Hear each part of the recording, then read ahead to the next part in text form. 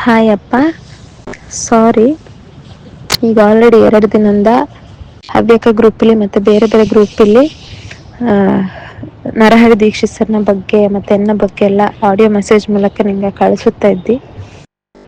ಈ ವಿಷಯಲ್ಲಿ ನರಹರಿ ದೀಕ್ಷಿತ್ ಸರಿಂದ ಎಂತೂ ತಪ್ಪಿಲ್ಲ. ನಾನು ಮೊದಲು ಹೇಳಿದಂಗೆ ಈಗಲೂ ಹೇಳ್ತಾ ಇದ್ದೆ, ದೀಕ್ಷಿತ್ ಸರಿಂದ ಎಂತೂ ತಪ್ಪಿಲ್ಲ.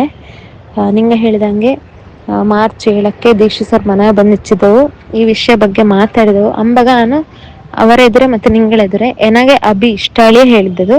ಬಟ್ ಮತ್ತೆ ನಿಂಗೆನ ಬೈದು ಎಲ್ಲ ಇದು ಹೇಳಿಯಪ್ಪಗ ನಿಂಗಳ ಮೇಲಿಪ್ಪ ಹೆದರಿಕೆಗೆ ಆನು ಅಕ್ಕು ಸರಿ ಹೇಳಿ ಆನು ಒಪ್ಪಿದ್ದದು. ಬಿಟ್ಟರೆ ನಮ್ಮ ಮನಸ್ಸಲ್ಲಿ ಅಭಿ ಇತ್ತಿದ್ದವು. ಮತ್ತೆ ನಿಂಗೆ ತುಂಬ ರಿಸ್ಟ್ರಿಕ್ಷನ್ಸ್ ಹಾಕ್ಲಿಕ್ಕೆ ಸ್ಟಾರ್ಟ್ ಮಾಡಿದೆ. ಶೋಸ್ ಒಪ್ಪುದು ಬೇಡ, ಎಲ್ಲದಕ್ಕೆ ಕರ್ಕೊಂಡು ಹೋಗ್ಬೋದು, ಏನೆಂತ ಒಂಥರ ಭಯ ಸ್ಟಾರ್ಟ್ ಆಯ್ತು ಮನೇಲಿ ಇಪ್ಪಲೆ. ಅದಕ್ಕೆ ನೀ ಒಂದು ಡಿಸಿಷನ್ ತಕೊಂಡು ನಾನು ಬಂದೆ. ನಿಂಗೆ ಮ್ಯೂಸಿಕ್ಕೇ ಬಿಡೋಕ್ಕೂ ಹೇಳೆಲ್ಲ ಸುಮಾರು ಹೇಳಿಚ್ಚಿದ್ದಿ.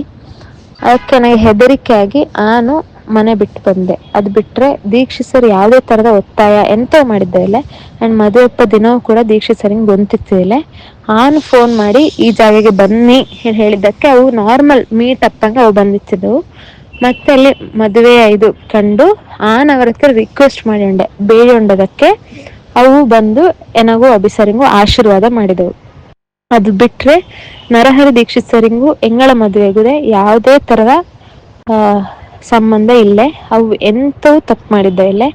ಫಸ್ಟು ಆ ದೀಕ್ಷಿತ್ ಸರ್ನ ಮೇಲಿಪ್ಪ ದ್ವೇಷ ಕೋಪ ಎಲ್ಲ ಬಿಡಿ ಪ್ಲೀಸ್. ಅವರದ್ದು ಯಾವುದೇ ಥರ ತಪ್ಪಿಲ್ಲ. ಖಂಡಿತ ಆನ್ ಮಾಡಿದ್ದು ತಪ್ಪು.